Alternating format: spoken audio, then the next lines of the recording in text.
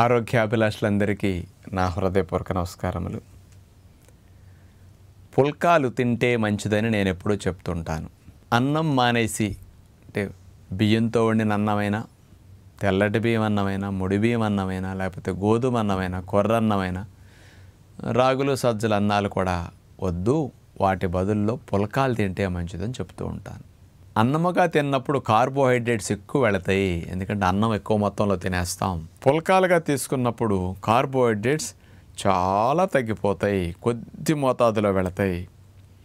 మరి పుల్కాలు తింటే బరువు పెరగదు, షుగర్ పెరగదు, అట్లాగే కొలెస్ట్రాల్ ఎల్డిఎల్ పెరగదు, ట్రైగ్లిజరైడ్స్ పెరగవు, బొజ్జ రాదు, ఫ్యాటీ లివర్ రాదు. ఎన్ని బెనిఫిట్స్, బాడీలో ఇన్ఫ్లమేషన్ భలే తగ్గిపోతుంది. కార్బోహైడ్రేట్స్ తగ్గించటం వల్ల ఇన్ని ఫలితాలు మనం పొందొచ్చు. అంటే అన్నం మానేసి పుల్కాలు తినటం వల్ల ఇన్ని ఫలితాలు ఉంటాయి. అన్నంలో కూర ఎక్కువ తినలేము, పుల్కాల్లో కూర ఎక్కువ తినగలుగుతాం. అందుకని ఉద్యోగ వ్యాపారస్తులు ఆకుకూరలు కూరలు ఎక్కువ తినటం వల్ల బెనిఫిట్స్ ఎక్కువ ఉంటాయి.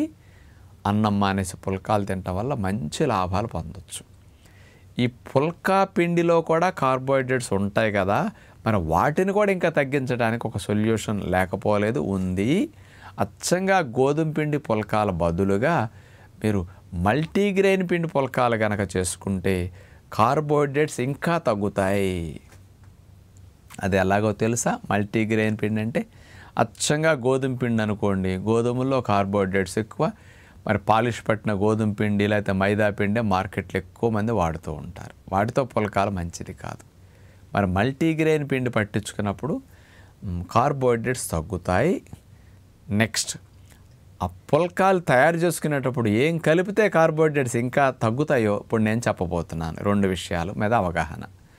మొదటి విషయం, మల్టీగ్రెయిన్ పిండి పుల్కాలు అన్నప్పుడు కేజీ-పావు గోధుమలకి 1250 గ్రాముల గోధుమలకి 1/2 కేజీ రాగులు, 1/2 కేజీ సజ్జలు, 1/2 కేజీ జొన్నలు, ఇవి 4 కలిస్తే 2 కేజీలు అయ్యాయి. దీనికి 100-150 గ్రామ్స్ సోయా బీన్స్ కలపండి. 5 గింజలు కలిపి పిండి పట్టించండి. మల్టీగ్రెయిన్ పిండి ఇట్లా బాగుంటుంది. ఈ మల్టీగ్రెయిన్ పిండిలో ప్రోటీన్ ఎక్కువ అవుతుంది, ఫైబర్ ఎక్కువ అవుతుంది గోధుమల కంటే కూడా. అట్లాగే ఫ్యాట్స్ కొంచెం మంచిగా ఉంటాయి, కార్బోహైడ్రేట్స్ కొంచెం తగ్గుతాయి. ఇన్ని కాంబినేషన్ ఇవ్వటం వల్ల ఇది కార్బోహైడ్రేట్స్ పుల్కాల్లో తగ్గడానికి ఒక మంచి మార్గము. ఇక రెండవ మార్గము, మామూలుగా ఎవరమైనా సరే సహజంగా 2 పుల్కాలు సరిపోతాయి అనుకుంటాం భోజనంలో. 3-4 పుల్కాలు ఎవరు పెద్దవి తినాలని కోరుకోరు, పెద్దగా అవసరం కూడా ఉండదు అనిపిస్తుంది. 2 పుల్కాలు తినేటప్పుడు ఒక్కొక్క పుల్కాకి మనం ఇంత ఉండ చేస్తాం కదా, 20 గ్రాముల పిండి పడుతుంది. 2 పుల్కాలంటే 40 గ్రాముల మల్టీగ్రెయిన్ పిండి వెళుతుంది. ఈ 40 గ్రాముల మల్టీగ్రెయిన్ పిండిలో 2 పుల్కాలకి మనం వాడినప్పుడు కార్బోహైడ్రేట్స్ ఇంకా కొంచెం తగ్గాలంటే ఒక సొల్యూషన్ ఉంది. ఇది 25 గ్రాముల పిండి తీసుకుంటే సరిపోతుంది మీరు ఇప్పుడు, లేకపోతే మ్యాక్సిమం 30 గ్రాములు. ఇంకో 10 గ్రామ్స్ కార్బోహైడ్రేట్స్ని తగ్గించవచ్చు. అది ఎలా అంటారా? పుల్కాల పిండి మీరు తీసుకుని ముద్ద కలిపినప్పుడు, అంటే 2 పుల్కాలకి ఇంత పిండి తీసుకున్నారనుకోండి, ఇప్పుడు తగ్గించి 30 గ్రాములు 25 గ్రాముల పిండే తీసుకోండి. మరి 2 పుల్కాలు చిన్నవి అవుతాయి కదా అని డౌట్ మీకు. చిన్నవి కాకుండా సేమ్ సైజ్ వచ్చేటట్టు ఆ పుల్కాల పిండి కలిపేటప్పుడు ఇంకేం కలిపితే కార్బోహైడ్రేట్స్ తగ్గుతాయి, ఏం కలిపితే పుల్కాల సైజు పెరుగుతుందని ఆలోచిస్తే ఆకుకూరలు మీరు పుల్కా పిండిలో కలపాలి. అప్పుడు కార్బోహైడ్రేట్స్ తగ్గుతాయి, ఇంకా పిండి యాడ్ చేయాల్సిన అవసరం రాదనమాట మీకు. మరి ఎలా అనే విషయానికి వస్తే, ఈ పుల్కా పిండిలో ఫస్ట్ ప్రయారిటీ మెంతికూరకి ఇవ్వండి. ఈ మెంతికూర కనుక ఇంత గిల్లేసుకుని ఫ్రిడ్జ్లో పెట్టేసుకోండి. కట్ చేయట్లా, ఆకు గిల్లుతున్నాం అంతే. కాబట్టి అలా గిల్లినప్పుడు చెడిపోదు.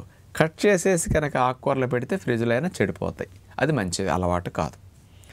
ఈ మెంతికూర గిల్లేసుకుని శుభ్రంగా అలా పెట్టుకోండి. ఉదయం కడిగేసుకుని పుల్కా పిండిలో చిన్న చిన్నగా కట్ చేసేసి కలిపేసేయండి. మెంతికూర చిన్నగా ఉంటుంది, కట్ చేయకపోయినా చాలు. పుల్కా పిండి ఎంత తీసుకున్నారు, దానికి 2 మెంతికూర కలపండి. అప్పుడేమవుతుంది, పిండి మోతాదు పెరుగుతుంది, పుల్కా సైజు యథావిధిగా వస్తుంది. కానీ పిండి తగ్గటం వల్ల కార్బోహైడ్రేట్స్ తగ్గిపోతాయి. ఫస్ట్ ప్రయారిటీ మెంతికూర. సెకండ్ ప్రయారిటీ మునగాకు. మునగాకు మార్కెట్లో ఇప్పుడు అన్ని చోట్ల అమ్ముతున్నారు కదా, కాస్త కొని తెచ్చుకుని ఫ్రిడ్జ్లో ఉంచుకోండి. ఆకుని చిన్నగా కట్ చేసేయండి. ఏదో అట్ల మీద దోశల మీద కొత్తిమీర వేయాలన్నప్పుడు ఎట్లా చిన్న కట్ చేస్తామండి, అలా కట్ చేసేసుకుని అంత మునగాకుని పిండికి 2 మునగాకుని ఈ పుల్కాల దాంట్లో పిండిలో కలిపేసుకోండి. ఈ మునగాకు కొద్దిగా లైట్ చిరుచేదుగా అనిపిస్తుంది, కానీ ఉప్పు లేని లోటు లేకుండా, పుల్కాలు కూడా చప్పదనం లేకుండా, ఒకవేళ కూర చప్పగా ఉన్నా ఈ మునగాకు పుల్కాలు ఆ చప్పదనాన్ని కూడా కవర్ చేసి సులభంగా తినేటట్టు భలే సపోర్ట్ చేస్తాయి అన్నమాట. అందుకని ఇలా తిని చూడండి మీరు. రెండవ పద్ధతి. మూడవది పుల్కా పిండిలో కలుపుకోవడానికి పాలకూర బాగుంటుందన్నమాట. పాలకూర తీసుకుని చిన్నగా కట్ చేసేసేసి దాన్ని పిండిలో కలిపేసేసుకోండి. ఉప్పు వేసినట్టే ఉంటాయి ఇక. అందుకని కూరలు చప్పగా ఉన్న పాలకూర పుల్కాలు తింటుంటే అక్కడ ఉప్పును కూడా ఇది కవర్ చేసేస్తుంది అనమాట. ఇలా 3 రకాల ఆకులు రోజుకు ఒక్కొక్క వెరైటీ దొరికినప్పుడల్లా ఇట్లా ఉపయోగిస్తూ ఉంటే మీరు పుల్కాలు టేస్ట్గా తిన్నట్లు అవుతుంది, కార్బోహైడ్రేట్స్ తగ్గించినట్టు అవుతుంది, ఆకుకూరల ద్వారా బెనిఫిట్స్ పెరుగుతాయి, మరి ఆకుకూరలు కూడా ఎక్కువ తిన్నట్లు అవుతుంది. ఇన్ని లాభాలు ఉంటాయి అన్నమాట. కాబట్టి కార్బోహైడ్రేట్స్ తగ్గించడం కొరకు పిండి మల్టీగ్రెయిన్ తీసుకోండి, పిండిలో ఇవి కలుపుకోండి. ఇంకా కొంచెం కాల్షియం కూడా రిచ్గా వెళ్ళి పుల్కాలకు అమ్మగా ఉండాలంటే నువ్వుల్ని ద్వారగా వేపించేసేసి ఆ వేపించిన నువ్వుల్ని పుల్కా పిండిలో అన్ని కలుపుతుండండి. రోజు ఇంట్లో 2 కుటుంబ సభ్యులు తింటున్నారనుకోండి, 4 పుల్కాలకి ఒక 2 టేబుల్ స్పూన్లు కాస్త నువ్వులు వేసి కలిపేసేసేయండి. చక్కగా పుల్కా పిండిలో వేసినందుకు నువ్వులు అట్లా ఉంటాయి కదా, మధ్య మధ్యలో తగులుతూ మంచి రుచి అనిపిస్తాయి పుల్కాలు.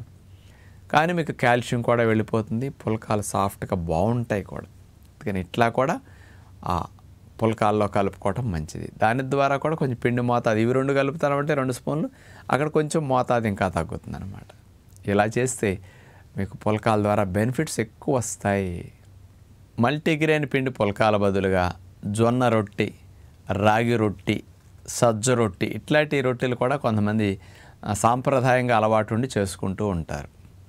అలాంటి వారు మల్టీగ్రెయిన్ పిండే తినాలని లేదు, మీరు తయారు చేసుకునే రొట్టెలోనే పిండి మోతాదు, జొన్న రొట్టెలు మందంగా ఉంటాయి, పెద్ద సైజు చేస్తారు, అట్లాంటి 2 తింటే దగ్గర అన్నం తిన్నట్లే. కాబట్టి చిన్న సైజు జొన్న రొట్టెలు ఆ జొన్న పిండిలో కూడా కాస్త ఇట్లా ఆకుకూర కలిపేసి చేసేసుకోండి. అప్పుడేమవుతుంది, పిండి మోతాదు ఇంకా తగ్గుతుంది. ఇలాంటి సజ్జ రొట్టె, రాగి రొట్టెల్లో కూడా కాంబినేషన్ ఆకుకూరలు ఇవ్వటం అనేది మీకు మంచి టెక్నిక్ అన్నమాట. అందుకని పిల్లలకు కూడా కంటి ఆరోగ్యానికి కూడా ఇలాంటి పుల్కాలు పెట్టినప్పుడు వాళ్ళ బరువు తగ్గుతారు, కంటి ఆరోగ్యం మెరుగవటానికి కూడా ఇది చాలా మంచిదన్నమాట. కాబట్టి పుల్కాల్లో కార్బోహైడ్రేట్స్ తగ్గించి తయారు చేసుకోవడానికి ఈ 2 టెక్నిక్స్ని మీకు చెప్పాం కాబట్టి ఉపయోగించుకుంటే బాగుంటుందని విజ్ఞప్తి చేస్తూ నమస్కారం.